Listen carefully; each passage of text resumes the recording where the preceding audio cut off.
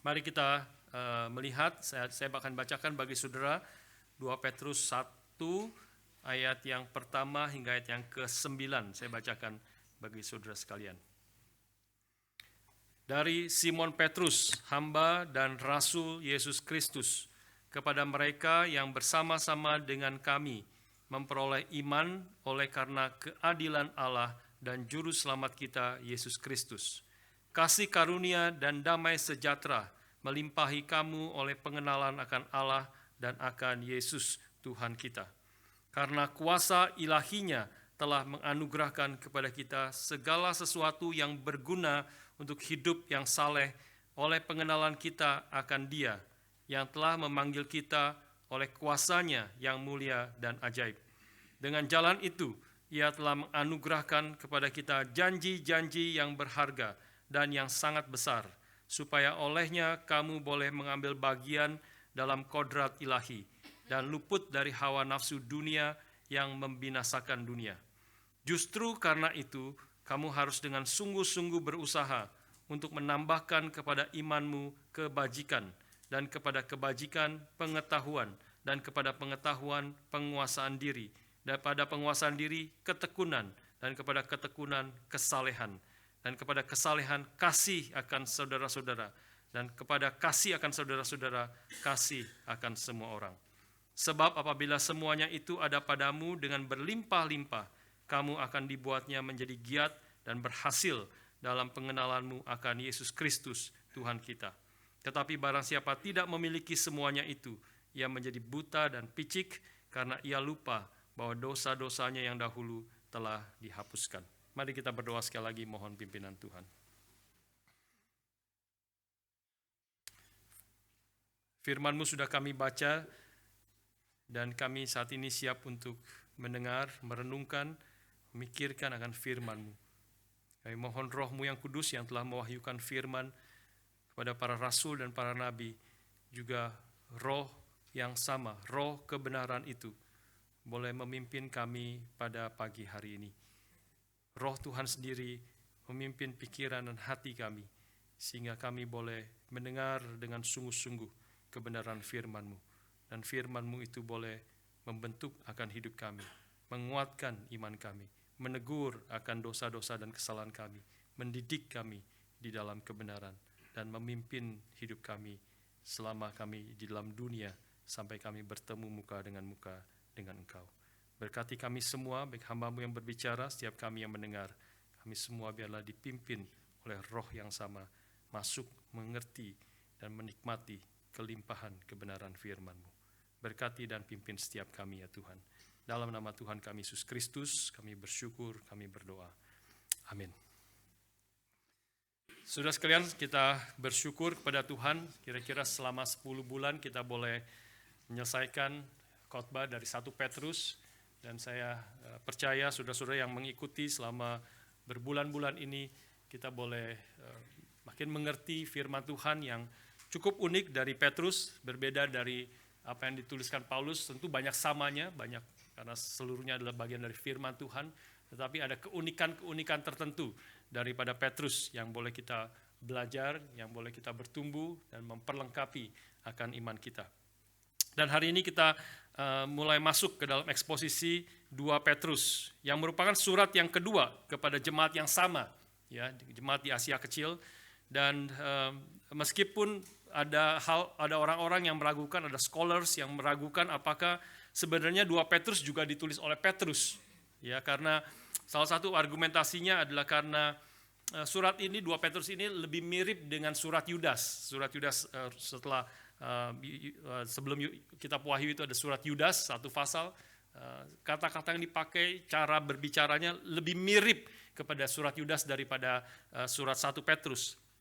Tapi sesungguhnya sebenarnya tidak ada alasan kita untuk meragukan kesaksian internal dari 2 Petrus itu sendiri, ya, karena dimulai dengan dari Simon Petrus, hamba dan rasul Yesus Kristus, dan di dalamnya juga ada cerita tentang kesaksian bahwa dia adalah saksi mata melihat kemuliaan Kristus ketika Tuhan Yesus dimuliakan di atas gunung. Dia juga tentu Petrus adalah satu dari 3 murid Kristus yang menyaksikan itu. Dan meskipun mungkin saja yang menulis surat ini adalah Yudas, ya, tetapi Yudas kemungkinan besar kalau dia yang menulis, dia adalah sebagai sekretaris daripada Petrus, ya, dan ini pasti menjadi approval dan Petrus sendiri yang dipimpin oleh Tuhan untuk menuliskan akan surat 2 Petrus ini. Satu hal yang signifikan saya tidak memberikan akan overview terlalu banyak ya tentang 2 Petrus ini, tetapi saya hanya mau menekankan satu hal yang kita perlu tahu konteks daripada penulisan 2 Petrus ini, yaitu surat 2 Petrus ini ditulis most likely, sekali lagi itu selalu mengenai tanggal kapan ditulisnya itu ada perdebatan begitu, tetapi setelah memikirkan semua argumentasinya, most likely kemungkinan besar Petrus itu menulis surat ini ataupun mendiktekan surat ini kepada Yudas itu ada di dalam penjara Roma. Ya, jadi dia terakhir hidupnya dia ada di penjara Roma menunggu hukuman mati yang kemudian tidak lama lagi terlaksana. Petrus dihukum antara tahun 64 sampai 67 ketika dia akhirnya dipaku di atas kayu salib dengan kepala di bawah. Ya, dia waktu mau dipaku disalib juga, Petrus mengatakan, dia meminta, biarlah aku tidak layak mati seperti Tuhanku yang mati di atas kayu salib. Tapi dia meminta supaya dia dipaku di atas kayu salib dengan kepala di bawah. Nah, itulah kemungkinan besar Petrus menuliskan sebelum saat dia dieksekusi, maka ada kira-kira berapa tahun sebelumnya di dalam penjara itu dia menulis surat ini. Jadi ini adalah surat terakhir dari Rasul Petrus kepada gereja Tuhan, dan melalui kita tahu ini ada termasuk di dalam kanon daripada Alkitab, berarti ini adalah firman Tuhan yang hidup dan yang menghidupkan. Meskipun ada banyak surat-surat di dalam awal-awal kekristenan, banyak surat yang beredar, ada Injil Thomas, ada Injil Barabas dan sebagainya, tetapi ketika tahun 367 Bishop Athanasius itu mengumpulkan surat yang ada, maka tidak ada perdebatan dan ada great agreement, ada persetujuan yang besar, dan orang-orang umat Tuhan, khususnya hamba-hamba Tuhan, pemimpin-pemimpin gereja mengetahui semua surat-surat ini, termasuk surat 2 Petrus itu ada di dalamnya. Ini adalah firman Tuhan yang hidup dan yang menghidupkan, karena ada Roh Kudus sebagai author, sebagai penulis yang di belakang daripada para rasul dan para nabi, yang memimpin para rasul, para nabi itu menulis surat-surat, menulis Injil dan semua kitab-kitab yang ada dalam Alkitab. Ini adalah firman Tuhan yang dihembuskan Allah atau inspired by God, yang dinafaskan Allah, bahasa dalam 2 Timotius. Ini sebagai firman Tuhan yang menjadi firman yang kita perlukan, firman yang hidup dan firman yang menghidupkan kita, yang boleh memimpin kita, membangun iman kita di dalam Tuhan. Jadi ini adalah surat yang terakhir dan surat yang ditulis oleh orang yang dia tahu sekali. Di dalam surat 2 Petrus nanti kita akan sampai di dalam bagian ketika Petrus mengatakan, sebentar lagi aku akan mati. Sebentar lagi aku akan mati. Seperti Tuhan sudah memberitahukan kepada dia. Dia tahu sekali waktunya, ini adalah waktu yang terakhir. Sehingga dia menuliskan kalimat-kalimat yang paling penting yang boleh dia tahu, yang dipimpin oleh Roh Kudus untuk umat Tuhan dengar, untuk umat Tuhan membacanya, untuk umat Tuhan merenungkannya. Dan inilah yang kita sampai pada kita hari ini, ya, yang ditulis kira-kira 2000 tahun yang lalu, dan sampai hari ini melalui pimpinan Roh Kudus juga memelihara akan firman Tuhan di setiap zaman sampai kita hari ini boleh membacanya. Ini adalah tulisan 2000 tahun yang lalu yang masih di-preserve, dijaga oleh Tuhan, sehingga kita boleh menerimanya. Surat yang berharga yang adalah firman Tuhan yang hidup itu. Mari kita masuk sekarang kepada beberapa ayat. Kita tidak akan membahas seluruhnya 9 ayat yang tadi kita baca, tapi kita akan membaca 4 ayat yang pertama dari surat 2 Petrus ini. Petrus memulai suratnya dengan kalimat, dari Simon Petrus, hamba dan rasul Yesus Kristus, kepada mereka yang bersama-sama dengan kami memperoleh iman oleh karena keadilan Allah dan juru selamat kita Yesus Kristus. Petrus memulai suratnya dengan menunjukkan siapa dia yang menulis, ya. Seperti biasa itu surat pada zaman itu menunjukkan siapa yang menulis itu. Maka dia menggambarkan dirinya sebagai hamba dan rasul Yesus Kristus. Nah, kata rasul itu adalah kata yang menunjukkan otoritas, apostolos, apostle, ya, rasul. Jadi rasul adalah menunjukkan dia adalah orang yang mewakili Kristus, memiliki otoritas dari Kristus sendiri, yang berbicara atas nama Kristus ataupun di sini menulis atas nama Kristus, ya. Dan kemudian kita tahu nabi dan rasul itu menjadi fondasi daripada gereja Tuhan. Dalam Efesus pasal yang kedua itu mengatakan seperti demikian. Saya bacakan bagi saudara sekalian. Efesus pasal yang kedua dari mulai ayat yang ke-19 misalnya. Di sini tulisan Paulus mengatakan demikian. Demikianlah kamu bukan lagi orang asing dan pendatang, melainkan kawan suarga dari orang-orang kudus dan anggota-anggota keluarga Allah yang dibangun, ya. Kamu gereja Tuhan, kawan suarga, anggota keluarga Allah, itu bicara tentang gereja Tuhan, gereja saudara dan saya, yang dibangun, gereja Tuhan itu dibangun di atas dasar para rasul dan para nabi dengan Kristus Yesus sebagai batu penjuru. Di dalam dia, di dalam Kristus, tumbuh seluruh bangunan, rapi tersusun menjadi bait Allah yang kudus di dalam Tuhan. Di dalam dia, kamu juga turut dibangunkan menjadi tempat kediaman Allah di dalam roh. Jadi inilah salah satu maksud dan pengertian ketika Petrus mengatakan bahwa dia adalah Simon Petrus, hamba dan rasul Yesus Kristus. Dia adalah salah satu fondasi daripada gereja. Kristus Yesus adalah batu penjuru, semuanya terukur perspektifnya dari Kristus. Dia satu-satunya batu penjuru, sedangkan rasul-rasul dan nabi-nabi itu adalah fondasi daripada gereja. Gereja digambarkan seperti bangunan dan kita semua dibangun di atas pengajaran para rasul dan para nabi. Karena itulah gereja yang kudus dan gereja yang sejati adalah gereja yang berdasarkan pemberitaan firman yang adalah diberitakan, ditulis oleh para nabi dan para rasul.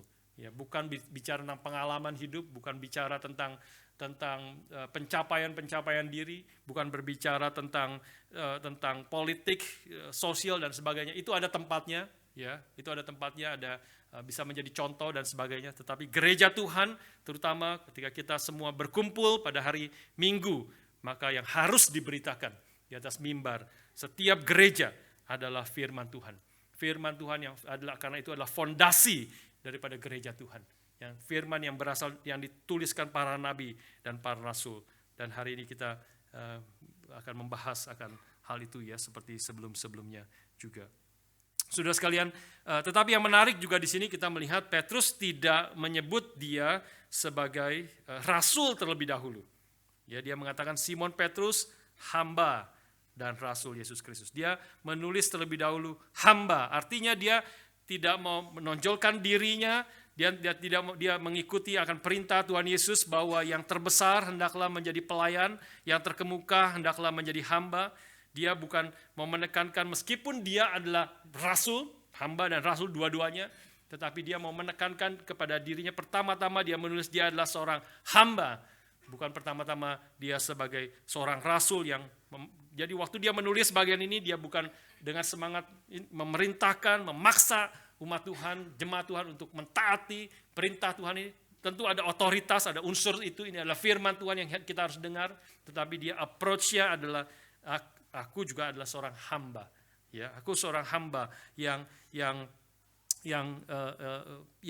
mau mengatakan bahwa dan juga dia menyatakan dia adalah sama dengan orang-orang Kristen yang menerima surat ini sebagai hamba-hamba Tuhan. Dia mau menekankan kerendahan hatinya untuk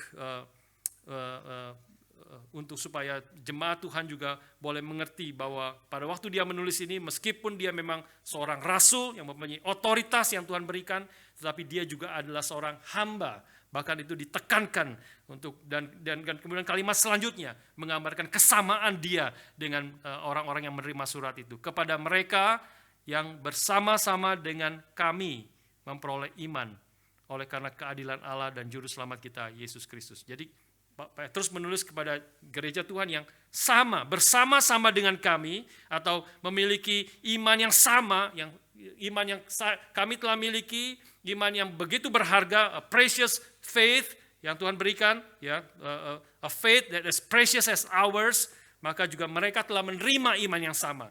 Jadi ini menunjukkan akan kesamaan daripada Petrus dengan orang yang menerima akan firman Tuhan. Dia juga adalah hamba atau budak daripada Tuhan. Saudara sekalian, ini juga tentu mengikuti akan perintah dari Tuhan Yesus sendiri, di mana Tuhan Yesus mengatakan bahwa aku telah, ketika dia satu kali Tuhan Yesus mengirim murid-muridnya, 72 murid-muridnya untuk pergi memberitakan Injil, menyembuhkan orang, mengusir setan dan sebagainya. 72 termasuk di dalamnya pasti Petrus juga ada di dalamnya. Dan ketika mereka pergi, mereka mengusir setan, mereka menyembuhkan orang, mereka memberitakan Injil, dan mereka pulang. Setelah selesai mereka pulang bersukacita memberitakan kepada Tuhan Yesus bahwa setan-setan pun takluk kepada kami. Maka Tuhan Yesus katakan kepada murid-muridnya, aku telah memberi kamu kuasa untuk melakukan itu semua. Tapi janganlah bersukacita karena hal itu, tapi bersukacitalah karena namamu tercatat di sorga. Ya, jadi ini penekanan juga, bukan yang paling penting bukanlah kuasa, bukanlah posisi, tetapi yang paling penting adalah bahwa kita semua sudah diselamatkan karena iman, seperti semua orang kudus. Petrus, hamba dan Rasul Yesus Kristus, kepada mereka yang bersama-sama dengan kami memperoleh iman yang berharga itu. Nah, ini saudara sekalian, inilah hal yang pertama yang Petrus mau tekankan kepada kita. Jadi ada tiga kesamaan rohani pada waktu dia mengatakan ini. Yang pertama tadi adalah iman yang a faith of equal standing, di dalam ESV menyatakan. Iman yang sejajar, atau dalam NIV mengatakan a faith of as precious as ours, iman yang sama berharganya. Jadi iman, Petrus juga seorang hamba. Waktu dia menulis surat ini, dia sebagai seorang rasul, tapi juga seorang hamba, mengikut Kristus, mentaati Kristus. Karena itu biarlah kita semua yang telah diselamatkan oleh Tuhan melalui iman, yang telah menerima anugerah yang berharga, iman yang berharga itu. Biarlah kita semua boleh bertumbuh bersama-sama mendengar firman yang akan aku tulis. Tuhan yang memimpin, memilih aku, menuliskan. Tetapi kita semua, termasuk saya, Petrus mau mengatakan, adalah juga hamba-hamba kebenaran. Saya juga harus mentaati firman Tuhan yang aku tuliskan ini. Karena ini adalah firman yang dari Tuhan sendiri, bukan dari diriku sendiri. Ini adalah Roh Kudus yang memimpin. Sehingga kita semua adalah memiliki iman yang sama. Yang kedua, yang kesamaannya juga memperoleh. Mereka juga semuanya memperoleh, ya, kata memperoleh. Pada mereka yang bersama-sama dengan kami memperoleh iman yang sama. Artinya ini bukan sesuatu yang kita dapat karena usaha kita. Tetapi iman yang berharga ini adalah iman yang Tuhan berikan kepada kita. Kepada siapa? Kepada semua orang yang percaya. Kepada semua orang yang umat Tuhan yang sejati. Kita peroleh sebagai pemberian daripada Tuhan. Dan yang kemudian yang ketiga yang kesamanya adalah yang menjadikan iman kita berharga adalah righteousness of God and righteousness of Christ. Memperoleh iman oleh karena keadilan Allah atau righteousness to those who through the righteousness of our God and Savior Jesus Christ have received as a faith as precious as ours. Kita memperoleh iman oleh karena keadilan Allah atau kebenaran Allah dan juru selamat kita Yesus Kristus. Yang menjadikan iman kita berharga adalah bukan karena kebenaran kita, bukan karena apapun yang kita lakukan, tetapi ini semata-mata karena keadilan atau kebenaran Allah di dalam Yesus Kristus. Artinya Allah yang telah menyatakan kita benar melalui Kristus yang menanggung dosa kita. Dia yang tidak berdosa dijadikan dosa karena kita, supaya di dalam Kristus kita boleh dibenarkan oleh Allah. Bukan karena perbuatan kita, bukan karena usaha kita, bukan karena pengorbanan kita, bukan karena kehebatan kita, bukan ada karena apapun yang kita miliki, tapi semata-mata karena anugerah Allah di dalam Kristus yang menyatakan membenarkan kita di dalam Kristus yang telah mati dan bangkit bagi kita. Inilah kesamaannya. Iman yang sama-sama berharga, ya, yang kita sama-sama menerima dari Tuhan, dan yang menjadikan kita boleh menjadi orang-orang Kristen, anak-anak Tuhan adalah yang beriman kepada Tuhan adalah karena keadilan Allah, karena apa yang Tuhan telah kerjakan bagi kita di dalam Kristus. Saudara sekalian, hal yang pertama di sini kita boleh pikirkan berarti Rasul Petrus memulai suratnya dengan merendahkan dirinya untuk mengingatkan kita semua bahwa kita semua seperti orang-orang Kristen yang menerima surat ini adalah hamba, budak. Ya, hamba itu kadang-kadang istilahnya sangat mulia, ya, hamba Tuhan. Kayak sangat mulia sekali sekarang ya, sangat mulia. Tapi sebenarnya kata yang dipakai adalah budak, doulos, ya, bukan diakonos, bukan servant even, ya, bahkan bukan pelayan. Pelayan itu lebih agak tinggi pelayan. Ini adalah lebih rendah lagi dari pelayan. Ini adalah budak yang dipakai, doulos. Ya, budak kita semua adalah doulos. Ya, meskipun kita pendeta, kita adalah pada intinya adalah doulos. Meskipun kita adalah penatua, pada intinya kita adalah doulos, adalah hamba atau budak. Meskipun kita guru sekolah minggu, kita adalah doulos pada intinya. Meskipun kita pengurus, kita adalah doulos. Ya, meskipun kita di dalam hidup kita masing-masing juga ada memiliki kekuatan, kehebatan, ada pengusaha, ada orang yang hebat sekali, ada orang PhD, cukup banyak di sini ada yang PhD, sedang studi PhD dan sebagainya. Ya, tetapi pada intinya kita perlu mengerti kita adalah doulos. Mereka yang melayani sebagai pianis, sebagai song leader, sebagai ketua departemen, sebagai dokter, sebagai lawyer, sebagai businessman. Biarlah pertama-tama kita mengerti bahwa kita adalah doulos. Kita adalah hamba. Kalau kita sudah ditebus, kita beriman dalam Kristus, kita adalah hamba. Berarti hamba tidak boleh mengerjakan apa yang menjadi kehendaknya sendiri. Hamba itu adalah berarti dimiliki oleh Tuhan. Kalau kita hamba Tuhan, kita mengerjakan apa yang Tuhan kehendaki dalam hidup kita. Seluruh hamba itu dimiliki seluruhnya oleh Tuhannya. Dan dia hanya bisa mengerjakan apa yang Tuhannya atau tuannya, itu kata juga yang sama, kata yang sama. Kurios dari Tuhan, itu kata yang sama. Berarti kita mengerjakan apa yang Tuhan kita inginkan. Dan ketika kita mengerjakan seluruhnya, Tuhan Yesus mengatakan, biarlah kita boleh hanya bisa mengatakan seperti Tuhan Yesus mengatakan di dalam Injilnya, bahwa kami adalah hamba-hamba yang tidak layak. Ya, ada terjemahan yang lain, kami hamba-hamba yang tidak berguna, unworthy, atau yang tidak berguna, maksudnya tidak layak untuk menerima. Karena apa? Karena kami hanya mengerjakan apa yang Tuhan inginkan. Kami hanya mengerjakan apa yang seharusnya kami lakukan. Nah, inilah hamba-hamba. Kita perlu mengerti, memegang jati diri kita, semangat pelayanannya dalam kita mengerjakan apapun. Petrus mengatakan di sini, aku adalah rasul betul, tapi pertama-tama aku adalah hamba, budak daripada Tuhan.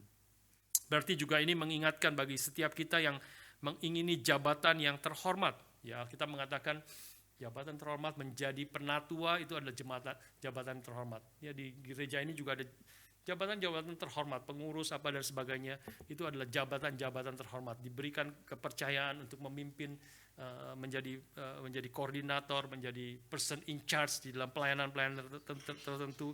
Itu adalah jabatan-jabatan yang terhormat dan tidak salah menginginkan jabatan-jabatan seperti itu. Tetapi biarlah kita ingat bahwa mengingini jabatan yang terhormat itu adalah harus memiliki motivasi yang dasar, yaitu saya ingin melayani sebagai budak. Saya ingin melayani sebagai budak. Bukan karena kehormatan, bukan karena ingin disanjung orang, bukan karena ingin dihargai oleh orang, tetapi aku ingin melayani sebagai budak. Karena Kristus terlebih dahulu menjadi hamba bagi saya. Karena Kristus terlebih dahulu datang melayani sebagai budak dan taat sebagai budak saat sampai mati. Mati di atas kayu salib demi saya, demi menyelamatkan kami, demi menyelamatkan saya. Dia telah mengasihi dan menyerahkan nyawanya bagi aku. Paulus mengatakan, Maka aku sekarang yang telah ditebus, aku pun milik Tuhan. Aku mau melayani Tuhan. Aku juga boleh melayani gereja Tuhan. Melayani orang-orang sekelilingku sebagai budak. Sebagai budak. Nah, inilah semangat pelayanan kita semuanya di dalam gereja ini. Pak Tong terus seringkali mengingatkan kepada kita, ya, no one comes to help, no one comes to contribute, ya, no one comes to kadang-kadang orang salah mengerti, kok no one comes to help, ya. Bukankah kita harusnya saling menolong satu dengan yang lain? Maksudnya harus dimengerti dalam konteksnya. Setiap kalimat itu harus mengerti dalam konteksnya. Waktu Pak Tom mengatakan no one comes to help, artinya adalah tidak ada orang yang datang ke sini, aku seperti penolong. Aku yang menolong orang lain. Aku yang memberi persembahan. Aku yang melakukan ini, memberikan ini untuk supaya pekerjaan Tuhan bisa jalan. Karena tanpa pertolonganku, gereja Tuhan akan kolaps. Pekerjaan Tuhan tidak akan bisa berjalan. Itu semangat yang mau dilawan. No one comes to help. Artinya kita datang sebagai hamba. Bukan pelayanan itu tergantung kepada saya, kepada siapapun. Waktu Pak Tom mengatakan no one comes to help, termasuk dia. Dia datang bukan untuk menolong orang lain. Dia datang untuk melayani. Everyone comes to help. Everyone comes to serve. Setiap orang datang untuk melayani sebagai hamba. Ini semua milik Tuhan. Ini adalah gereja Tuhan. Tuhan yang berdaulat, Tuhan yang berkuasa. Tuhan yang akan pelihara akan umatnya. Ketika hamba Tuhan yang besar, seberapa besar pun dia satu hari akan mati. Ketika dia mati, maka seharusnya di dalam seperti batu nisan dari John Wesley, hamba Tuhan yang sangat besar, yang Tuhan sudah pakai begitu besar untuk memberitakan Injil. Ketika dia mati, maka batu nisannya ditulis, di sini terbaring hamba Tuhan, tetapi pekerjaan Tuhan terus berlanjut. Hamba Tuhan akan mati. Semua, siapapun berapa besarnya, berapa mulianya, dia akan mati. Tetapi pekerjaan Tuhan akan terus berlanjut.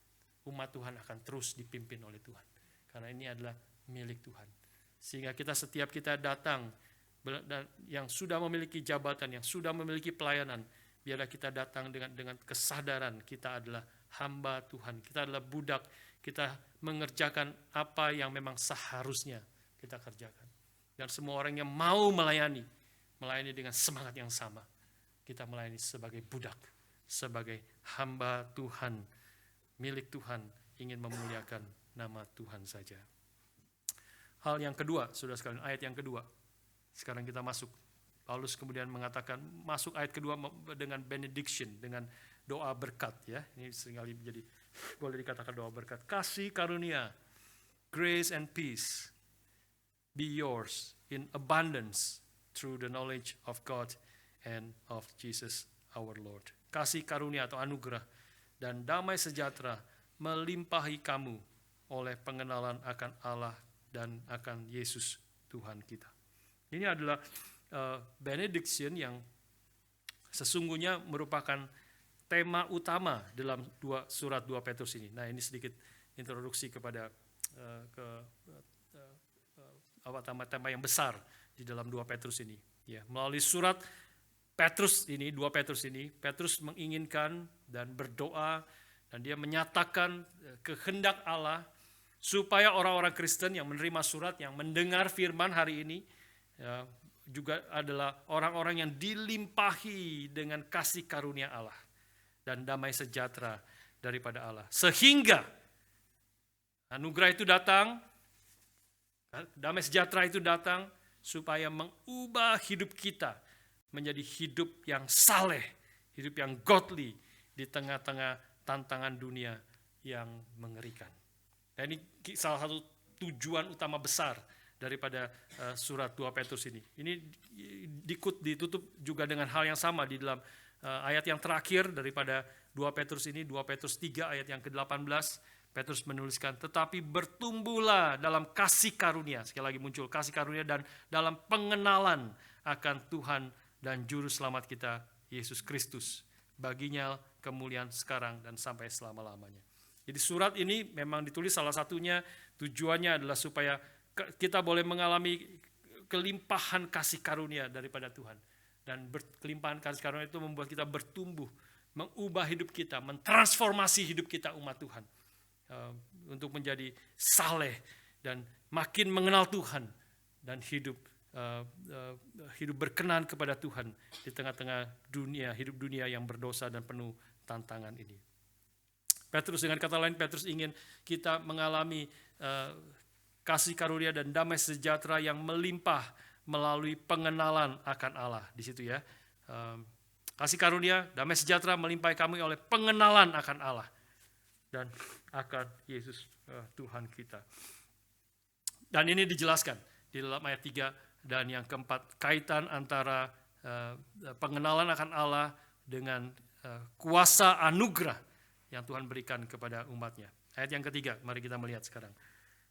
Karena kuasa ilahinya telah menganugerahkan kepada kita segala sesuatu yang berguna untuk hidup yang saleh oleh pengenalan kita akan Dia yang telah memanggil kita oleh kuasanya yang mulia dan ajaib. Mungkin ini terjemahannya kurang tepat ya sebenarnya ya. Saya bacakan Inggrisnya mengatakan demikian, NIV. His divine power, kuasa ilahinya, has given us everything we need for life and godliness. Ya, harusnya ada dua. Untuk apa?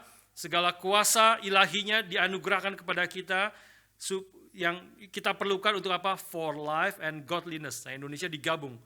Life and godliness menjadi hidup yang saleh, jadi satu.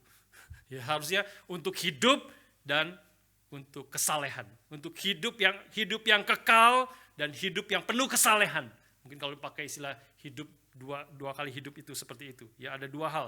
Jadi ada tiga bagian yang kita boleh melihat di sini di dalam ayat yang ketiga. Secara singkat. Yang pertama adalah goal, tujuannya. Tujuan Petrus menulis salah satu tujuan yang besar sudah dimulai di dalam introduksinya, dia sudah mengatakan kepada kita. Ya, tujuannya adalah supaya kita memperoleh hidup dan menjadi saleh, godly. Ya, dia menulis surat ini supaya kita memperoleh hidup yang kekal dan kemudian hidup kita menjadi hidup yang saleh, berkenan kepada Tuhan. Itu goalnya, tujuannya. Dan sumbernya dari mana? Bagaimana kita bisa mengalami kehidupan kekal dan kehidupan yang saleh yang berkenan kepada Tuhan? Sumbernya berasal dari kuasa ilahi. Itu yang kedua. Karena kuasa ilahi yang telah menganugerahkan kepada kita. Dan sarananya bagaimana? Bagaimana supaya kita boleh menjalani hidup yang saleh? Tuhan bekerja, kuasa ilahi bekerja dalam hidup kita, tetapi Tuhan memberikan juga sarananya, caranya untuk kita boleh mendapatkan hidup dan kemudian menjadi hidup yang saleh. Sarananya adalah pengenalan akan Allah. Ya, karena kuasa ilahinya telah menganugerahkan kepada kita segala sesuatu yang berguna untuk hidup dan hidup yang saleh oleh pengenalan kita akan Dia. Khususnya ditekankan pengenalan seperti apa? Pengenalan Dia yang telah memanggil kita oleh kuasanya yang mulia dan yang ajaib. Kita lihat secara singkat tiga hal ini. Ya. Yang pertama adalah goalnya, yang kedua adalah sumbernya dari mana, bagaimana kita bisa mencapai goal itu, sumbernya, kekuatannya dari mana, dan yang ketiga adalah sarananya seperti apa untuk kita boleh mencapai hidup dan menjadi hidup yang saleh. Yang pertama goalnya. Petrus ingin kita mengalami transformasi rohani melalui surat yang ditulisnya ini. Sehingga mengalami transformasi rohani sekarang. Ya, dan menerima hidup yang kekal nanti. Tentu hidup yang kekal itu sudah dimulai sekarang, tetapi secara sempurnanya, secara penuhnya nanti ketika kita bertemu muka dengan Tuhan. Tetapi sekarang Dia ingin melalui surat ini, melalui firman Tuhan ini, kita mengalami transformasi rohani. Sehingga kita menjadi saleh di hadapan Tuhan. Nah, di dalam pasal yang kedua, Petrus itu sangat khawatir tentang beberapa orang di dalam gereja yang menjalani hidup yang cemar. Yang dengan kata lain tidak saleh, tidak godly. Kita lihat pasal yang kedua, ayat yang ke-19 dan 20. Pasal yang kedua, 2 Petrus 2, ayat 19 dan 20. Saja kita membaca bersama-sama dua ayat ini. 2 Petrus 2, ayat 19 dan 20. 2-3. Mereka menjanjikan kemerdekaan kepada orang lain, padahal mereka sendiri adalah hamba-hamba kebinasaan. Karena siapa yang dikalahkan orang, ia adalah hamba orang itu. Sebab jika mereka oleh pengenalan mereka akan Tuhan dan Juru Selamat kita Yesus Kristus telah melepaskan diri dari kecemaran-kecemaran dunia, tetapi terlibat lagi di dalamnya, maka akhirnya keadaan mereka lebih buruk daripada yang semula. Jadi adalah orang-orang, kenal adalah juga orang-orang yang sudah ada di dalam gereja, yang pernah mendengar Injil, karena itu adalah mereka seperti telah mengenal Tuhan, tapi kemudian meninggalkan Tuhan dan hidupnya di dalam kecemaran dan kerusakan dan menuju kepada kebinasaan. Ketika mereka, orang-orang ini menolak hidup yang saleh, dengan kata lain mereka hidup di dalam kecemaran, maka Petrus mau menekankan mereka itu adalah tandanya bahwa mereka belum memiliki hidup yang kekal di dalam hidup mereka. Ayat yang keempat, pasal yang pertama ayat yang keempat, Petrus berbicara tentang orang-orang Kristen sejati adalah orang-orang yang berbagian di dalam kodrat ilahi. Ayat yang keempat, dengan jalan itu ia telah menganugerahkan kepada kita, orang-orang yang telah beriman itu, janji-janji yang berharga dan yang sangat besar, supaya olehnya kamu boleh mengambil bagian dalam kodrat ilahi. Ya, berbagian dalam become partakers of the nature of we may participate in the divine nature, menjadi berbagian di dalam kodrat ilahi. Orang-orang yang sudah ditebus oleh Kristus, yang sudah dipersatukan oleh Kristus, kita berbagian dalam kodrat ilahi. Ada roh yang hidup, kita menjadi manusia baru, lahir baru. Ini bukan lahir daripada fisik, daripada kedagingan, tapi roh Tuhan memberi hidup yang baru, sehingga kita menjadi manusia baru.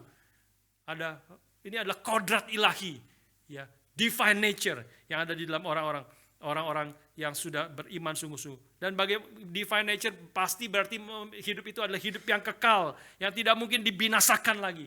Ini adalah hidup dari Tuhan sendiri, dan Tuhan akan pelihara sampai selama-lamanya. Tapi sekaligus ketika hidup divine nature itu menjadi bagian daripada hidup kita, maka yang muncul adalah hidup yang saleh, hidup yang berkenan kepada Tuhan, hidup yang kontras dengan dunia yang berdosa ini. Jadi di sini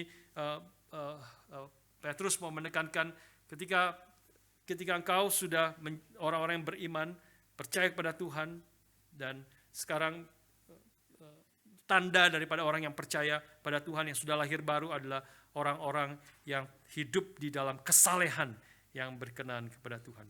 Ketika natur ilahi atau kodrat ilahi itu menjadi bagian daripada hidup kita, bagaimana mungkin kita masih hidup di dalam kecemaran dan dosa?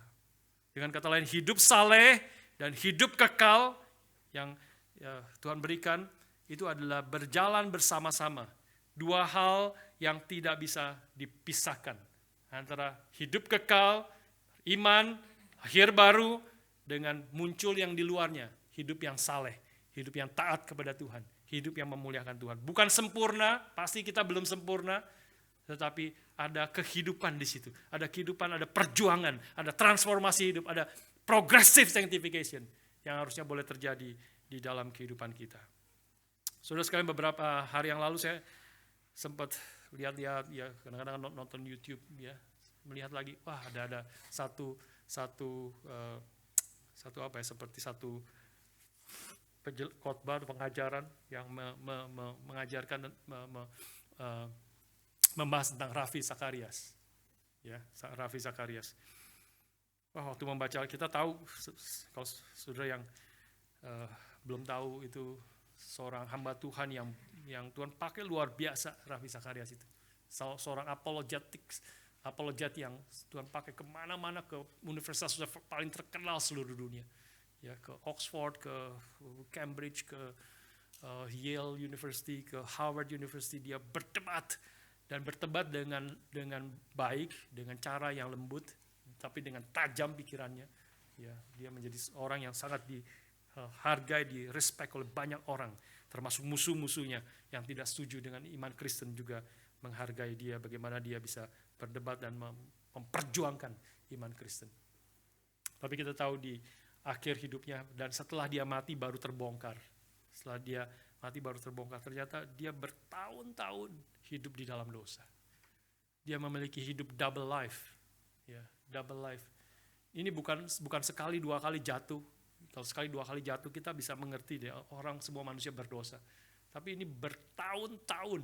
Saya tidak tahu mungkin nggak tahu berapa tahun, 7-8 tahun, mungkin 10 tahun, tidak begitu jelas mulai kapan. Mungkin sudah belasan tahun dia hidup double life. Ya, semua yang dikatakan itu baik, semua yang dikatakan itu benar. Tapi dia di belakangnya hidup berzina, hidup terus jatuh dalam dosa dan segala macam, hidup dalam kekacauan. Ketika ada berapa tahun sebelum dia mati mulai dibongkar orang-orang dari Ravi Zachariah International Ministry itu, RZIM itu membela dia dan sebagainya. Nggak mungkin dia seorang hamba Tuhan yang baik, nggak mungkin, itu semua fitnah yang ingin mencari uang dan sebagainya. Akhirnya disettle di belakang layar. Dia mau tuntut ke pengadilan orang itu karena mengatakan Rafi memanipulasi mereka, sepasang suami istrinya, suruh kirim foto-foto telanjang dan sebagainya. Itu menjadi dibongkar, tapi tidak mungkin, akhirnya disettle di belakang, di bawah meja. Bayar berapa juta dolar kepada orang-orang ini supaya menjaga reputasinya. Tapi terus hidup dalam dosa. Gemetar saya dengarnya. Gemetar. Kita sudah tahu cerita itu, tapi waktu mendengar lagi mengerikan. Dia seorang hamba Tuhan yang sangat dihormati, tetapi hidup di dalam dosa yang begitu mengerikan. Bukan hanya di satu kota, di berbagai tempat ada perempuan-perempuan yang dia lecehkan dan sebagainya. Dan itu 100% terjadi, memang itu terjadi seperti itu. Bukan fitnah lagi, itu sudah diteliti, diselidiki dengan objektif, dengan orang yang tidak ada kaitannya dengan yang pengacara yang objektif, penyelidik yang objektif, mengatakan memang itulah yang terjadi. Dan semua tuduhan-tuduhan itu benar adanya. Mengerikan luar biasa. Saya bertanya-tanya dalam konteks kita, poin kita hari ini. Apakah Rafi adalah orang yang diselamatkan oleh Tuhan? Saya betul-betul menjadi bertanya-tanya. Apakah dia seorang orang yang sungguh-sungguh beriman kepada Tuhan, kepada Kristus? Apakah dia orang yang sudah sungguh-sungguh ada hidup yang baru yang Tuhan berikan? Tentu kita tidak bisa menjadi hakim. Tuhan kita sangat terbatas, kita tidak mengerti, banyak hal kita tidak mengerti apa yang terjadi. Tapi kalau dia orang yang sebenarnya hanya luarnya, hanya pinter, dia memang orang pinter sekali. Dan belajar sangat banyak, bicaranya pinter sekali, tajam sekali. Ya. Tapi kalau dia semuanya hanya kedok, semuanya hanya luar, semuanya hanya karena kepintaran manusia. Tapi belum pernah ada hati yang sungguh-sungguh lahir baru. Karena apa? Karena itu menjadi pertanyaan, karena sampai akhir hidupnya tidak ada pertobatan. Sampai akhir hidupnya. Sampai dia sakit kanker, terus perlahan-lahan dia semakin sakit. Tidak ada pertobatan. Tidak ada pengakuan dosa. Sampai dia mati baru dibongkar semuanya. Mengerikan. Kalau dia sebenarnya bukan hamba Tuhan sejati, kalau dia bukan orang Kristen sejati, maka dia akan mendapat hukuman yang mungkin salah satu yang paling keras.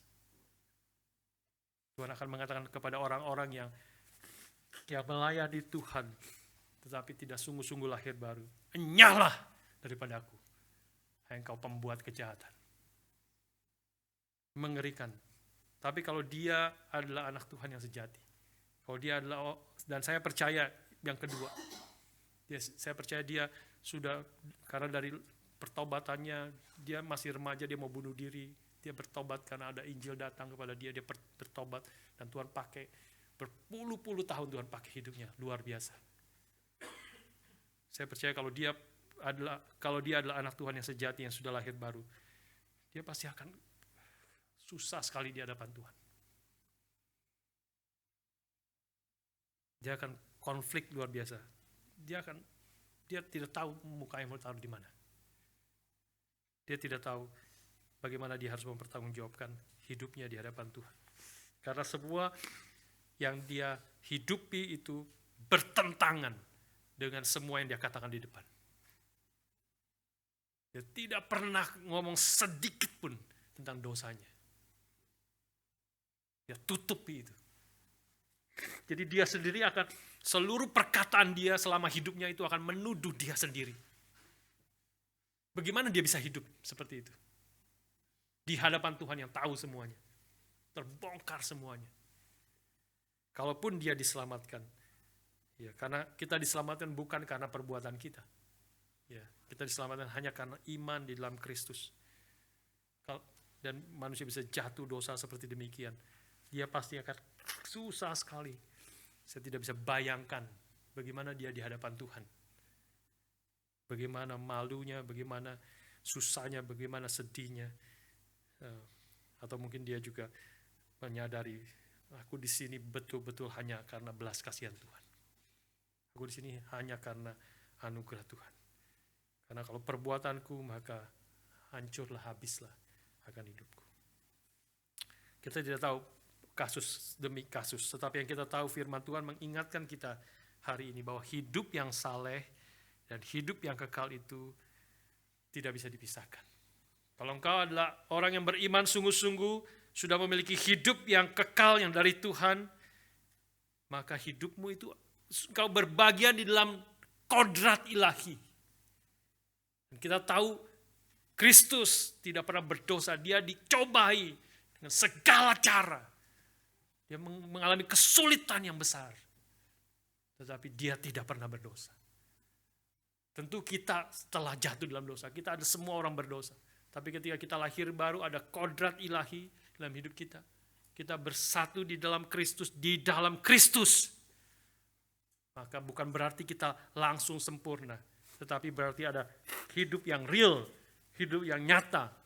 Kalau Anthony Hoekema mengatakan kita memang belum totally new, belum totally holy, ya, tetapi kita genuinely holy, genuinely new. Kita sungguh-sungguh adalah orang Kristen yang sejati, yang beriman sejati, berarti ada hidup yang dari Tuhan. Hidup yang tidak bisa dimatikan lagi. Meskipun hidup ini belum, kita masih hidup dalam dunia yang berdosa, kita masih bisa jatuh di dalam dosa. Dan itu kita tahu di dalam Alkitab. Alkitab semua penulis-penulis termasuk Petrus sendiri orang yang berdosa. Dia berdosa, dia menyangkali Tuhan 3 kali, tetapi dia menangisi akan dosanya. Dia bertobat, dia kembali kepada Tuhan.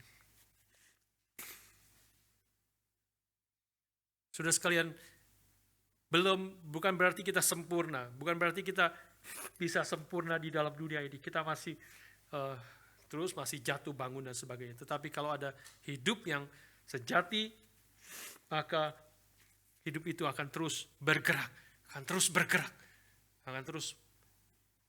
dan hidup yang dari Tuhan itu, ketika firman Tuhan diberitakan, ketika firman Tuhan kita dengar, itu menggelisahkan hati kita kalau kita masih hidup dalam dosa. Kalau hidup kita belum saleh, dia ingin Tuhan akan terus bekerja, menggelisahkan kita, dan membawa kita bertumbuh secara progresif. Progresif artinya belum selesai. Sampai kapan progresifnya? Sampai kapan? Sampai mati. Kita akan terus bertumbuh, akan terus menjalani hidup yang seharusnya semakin saleh, dan harus ada hidup seperti demikian, harus ada perjuangan itu. Kalau sudah tidak peduli lagi, seperti Raffi mungkin ada masa dia pasti sekali, 2 kali, pertama 3 kali, 4 kali, pasti gelisah luar biasa. Tapi kalau terus menerus hidup dalam dosa, itu menjadi berbahaya sekali, dalam keadaan yang sangat berbahaya. Yang kedua, sudah sekali, itu goalnya hidup orang Kristen. Memiliki hidup kekal, hidup yang kekal, sudah mulai sekarang dan akan menjadi sempurna nanti. Tapi sekarang sudah ada kehidupan yang saleh, a godly life. Itu Tuhan inginkan bagi kita. Bagaimana kita boleh mengalami itu? Sumber kekuatannya dari hidup yang saleh ini, dari hidup yang kekal, bukan dari diri kita sendiri. Hal yang kedua di sini. Ya, sumber kekuatannya dari mana? Yaitu dari kuasa ilahi. Masih ayat yang ketiga ya. His divine power, karena kuasa ilahinya telah menganugerahkan kepada kita segala sesuatu yang berguna untuk hidup kita yang kekal dan untuk hidup yang saleh. Ini terjadi karena kuasa ilahi yang bekerja di dalam kita. Sekali lagi, ini kuasa ilahi, bukan kepintaran, kehebatan kita. Terus juga bukan berarti kalau ini adalah pekerjaan Tuhan, ini adalah divine power. Bukan berarti kita pasif dan tidak berbuat apa-apa. Paulus mengatakan, work out your salvation, kerjakan keselamatan, work out. Berarti seperti ke gym, kita work out. Kita harus nge-gym secara rohani. Harus melakukan work out your salvation, for it is God who is at work in you. Nah, harus seimbang di sini ya. Kita bukan berarti menjadi pasif, kita mengerjakan apa yang Tuhan, tetapi kita mengerjakan keselamatan, mengerjakan apa yang Tuhan telah berikan, karena Tuhan sendiri yang sedang bekerja. Tuhan yang terlebih dahulu bekerja di dalam hidup kita.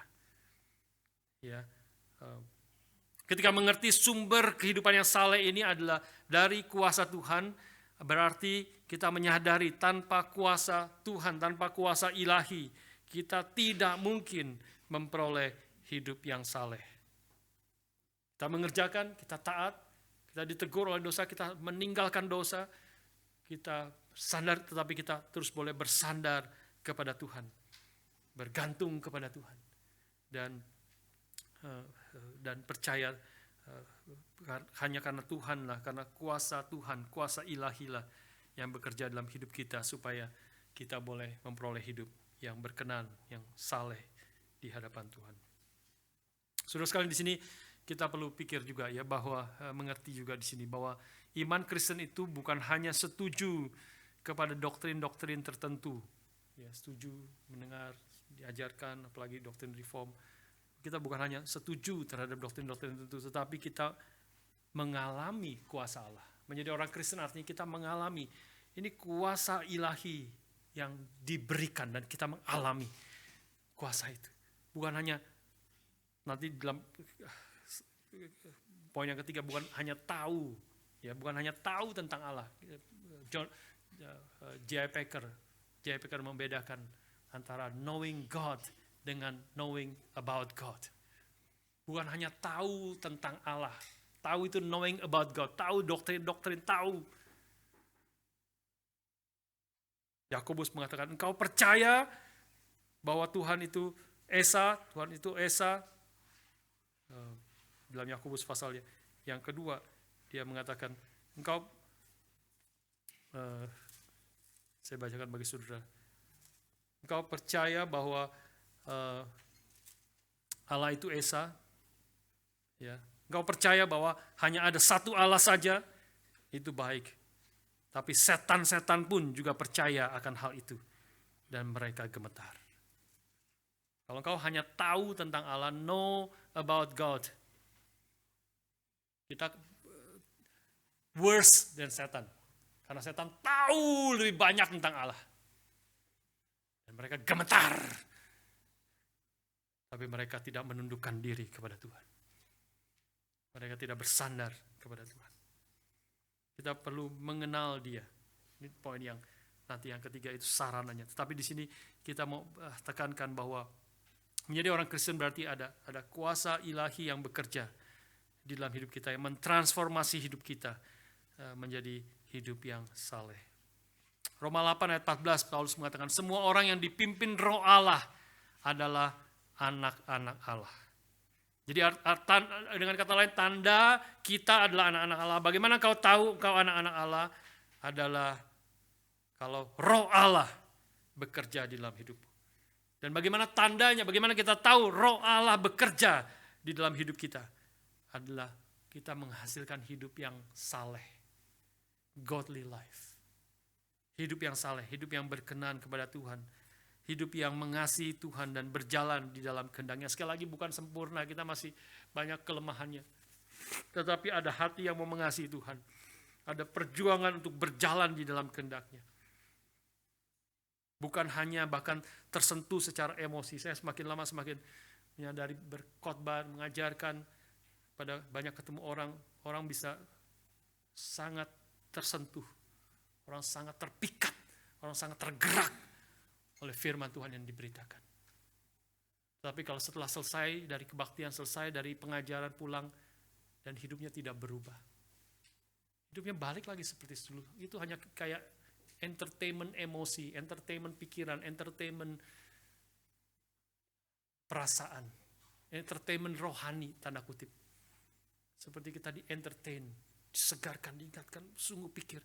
Tapi begitu pulang, hidup kita balik seperti dulu. Tidak ada bedanya. Tidak ada perubahan yang terjadi dalam hidup kita. Maka itu berbahaya sekali. Berbahaya sekali. Karena kita artinya belum mengalami kuasa ilahi. Karena kalau kuasa ilahi itu datang, divine power datang dan kita alami, itu adalah sumber daripada, dan pasti hidup kita harus berubah. Sedikit demi sedikit tidak apa-apa. Masing-masing Tuhan bekerja beda-beda. Caranya berbeda-beda. Ya, kecepatannya berbeda-beda. Tuhan yang mengetahui bijaksananya. Tetapi ada perubahan. Tetapi ada kemajuan hidupnya. Ada semakin mengenal Tuhan, semakin mengasihi Dia, semakin mau taat kepada Dia. Ataupun kalau jatuh sadar aku harus bangkit dari sini. Aku minta pertolongan Tuhan. Saudara, harap kita boleh sebagai satu gereja terus bertumbuh. Harap bukan pribadi, ketika pribadi lepas pribadi bertumbuh, maka kita sebagai satu gereja, kita merasakan ada pertumbuhan. Ada orang-orang makin mengasihi Tuhan. Ada orang-orang makin mengasihi satu dengan yang lain. Bukan berarti tidak ada konflik, bukan berarti tidak perbedaan. Pasti ada dimanapun. Tetapi bisa semakin dewasa menghadapi konflik. Semakin menyadari. Terus ada orang-orang yang baru mengalami pertumbuhan. Dan sebagainya. To some extent kita bisa melihat itu. Kalau sudah cukup lama sudah bisa melihat dan mengalami itu. Tapi harap kita semua, setiap kita, bukan hanya secara keseluruhan, bukan hanya pribadi-pribadi tertentu, tapi setiap kita yang datang ke tempat ini, minggu lepas minggu, kita bertumbuh, mengalami kuasa ilahi. Dan hidup kita makin saleh di hadapan Tuhan. Terakhir melalui apa? Melalui pengenalan akan Allah. Sarananya. Goalnya hidup yang saleh, hidup yang kekal. Dari mana? Dari kuasa ilahi. Dari divine power. Caranya bagaimana? Caranya melalui pengenalan akan Allah. Ya. Oleh pengenalan akan Dia, akan Allah. Ayat yang kedua mengatakan, kasih karunia itu semakin berlimpah, kasih karunia kita semakin berlimpah juga oleh pengenalan akan Allah. Ya, kita makin mengalami kasih karunia itu dan damai sejahtera makin melimpah karena kita makin mengenal Dia. Nah, ini sekali lagi kata yang tepat ya. Tadi saya belum kontraskan. Pengenal Indonesia dengan tepat memakai istilah pengenalan. Ya, Inggris kan memakai istilah knowledge of God. Knowledge of God kadang-kadang jadi punya pengertian hanya pengetahuan, knowledge, hanya knowledge. Makanya J. Packer membedakan knowing God dengan knowing about God. Kalau knowing about God itu tahu tentang Allah, tahu doktrin, tahu ini, tahu doktrin predestinasi, tahu doktrin tentang election, tahu tentang doktrin inerransi daripada Alkitab, tahu tentang doktrin Kristus, doktrin Allah, doktrin manusia, doktrin dosa, banyak tahu. Tapi kalau pengetahuan itu tidak membawa kita akan pengenalan pribadi dengan Tuhan, knowing God personally, mengenal Tuhan. Nah, ini kata yang baik Indonesia pakai istilah pengenalan akan Allah 2 kali, ayat 3 juga. Inilah sarana. Melalui pengenalan akan Allah, maka kuasa ilahi itu yang kita alami itu kita semakin mengalami juga kasih kuasa ilahi. Kita makin mengalami juga kasih karunia atau anugerah Allah yang bekerja di dalam hidup kita untuk kebaikan kita. Dan ini terjadi melalui pengenalan kita akan Allah. Artinya kita mengalami itu.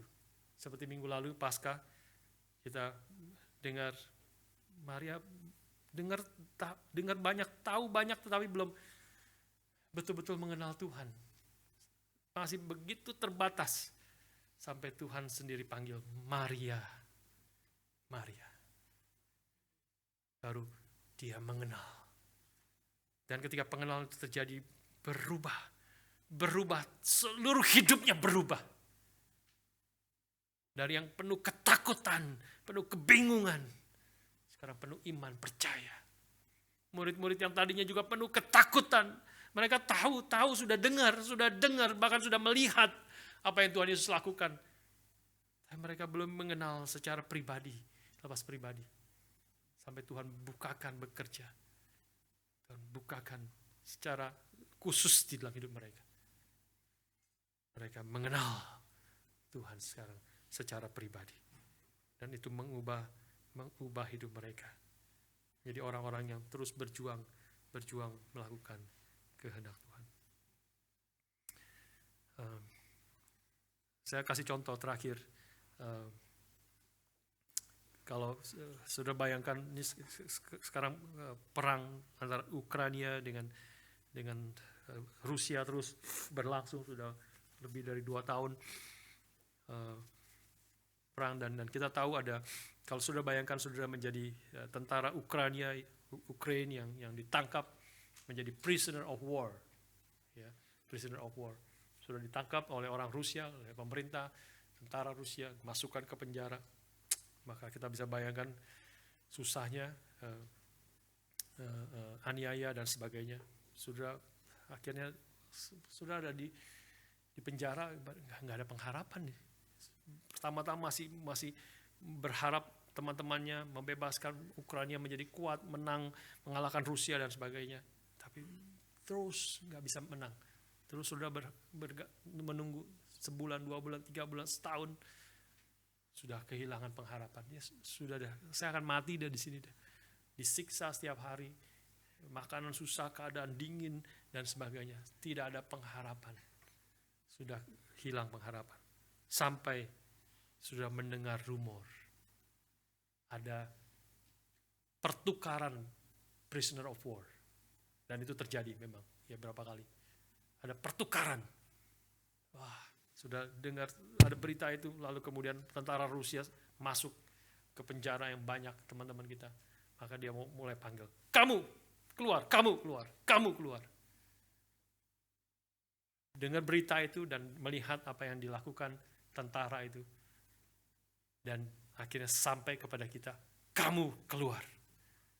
Kalimat itu, fakta itu, ya adalah bukan sekedar berita, bukan sekedar perkataan, tapi itu adalah kuasa yang mengubah hidup kita. Ketika Tuhan panggil kita, engkaulah, memanggil kita, datanglah kepadaku, percayalah kepadaku. Pribadi lepas pribadi, itu adalah kuasa, divine power yang bekerja dalam hidup kita. Dan itu hanya bisa terjadi kalau kita mengenal siapa Dia yang memanggil kita. Tentu itu adalah anugerah, sekali lagi itu anugerah Tuhan yang bukakan, Tuhan yang berbicara. Tapi kalau saudara ada di sini berarti saudara Tuhan ingin memanggil kita semua. Datang, percaya, mengenal Dia. Mengenal siapa Dia, khususnya di sini ditekankan Dia yang memanggil kita oleh kuasanya yang mulia dan ajaib. Ya. Through our knowledge of Him who called us by His own glory and goodness. Yang memanggil kita. Dengan kemuliaannya, dengan kebaikannya. Panggil kita. Itu adalah kuasa yang ketika kita berespon, itu bukan sekedar perkataan. Tetapi itu adalah firman yang berkuasa. Karena kita dipanggil. Dan aku mau mengenal Dia. Mau datang kepada Dia. Aku mau mengikut Dia. Seperti Maria mengikut Yesus. Ketika murid-muridnya, Petrus semuanya mendengar Kristus yang sudah bangkit. Akhirnya bertemu dengan Kristus sendiri. Yang memanggil mereka. Mereka datang, percaya. Hidup mereka diubahkan. Terus diubahkan. Bukan berarti tidak bisa berdosa. Sekali lagi, Petrus nanti berdosa lagi. dicatat dalam Alkitab. Dia bersalah lagi, ditegur keras oleh Paulus di hadapan banyak orang karena dia bersalah. Tapi dia maju lagi, jatuh, maju lagi. Tidak berhenti di situ. Tidak hilang pengharapan. Karena dia mengenal Tuhan yang memanggil dia, yang kepada kemuliaannya, kepada kebaikan. Itulah yang Tuhan inginkan. Itulah yang kita belajar di dalam minggu-minggu yang akan datang, bulan-bulan yang akan datang. Bagaimana Tuhan membentuk kita. Bagaimana anugerah Tuhan yang Tuhan berikan itu mengubah hidup kita. Langkah demi langkah. Ya, khususnya kita yang menarik itu nanti kita akan belajar tambahkan, berusaha menambahkan kepada imanmu kebajikan, kepada kebajikan pengetahuan, pada pengetahuan penguasaan diri, pada penguasaan diri ketekunan, pada ketekunan kesalehan, pada kesalehan kasih akan saudara-saudara, dan kepada kasih yang saudara-saudara kasih akan semua orang. Step-step yang Petrus tuliskan, kita bertumbuh sesuai dengan kehendak Tuhan. Natur ilahi itu, kodrat ilahi itu menjadi semakin nyata di dalam kehidupan kita. Mari kita mengantisipasi itu, mari kita bertumbuh bersama-sama di dalam membahas akan surat dari 2 Petrus ini. Mari kita berdoa.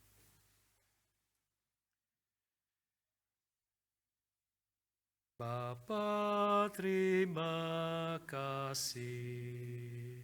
Bapa, terima kasih. Bapa di dalam surga, puji terima kasih. Bapa di surga, berkati kami semua untuk terus bertumbuh, makin mengenal Engkau, dan menghasilkan hidup yang berkenan kepada Tuhan. Hidup yang saleh, hidup yang mengasihi Tuhan, hidup yang melayani satu dengan yang lain di dalam dunia yang berdosa ini. Tuhan tolong kami dan pimpin beberapa bulan ke depan ketika kami akan masuk menggali, merenungkan firman Tuhan dari 2 Petrus. Kiranya Roh-Mu bekerja di dalam hidup setiap kami dan gereja-Mu di tempat ini. Untuk kami terus bertumbuh, makin mengenal Engkau.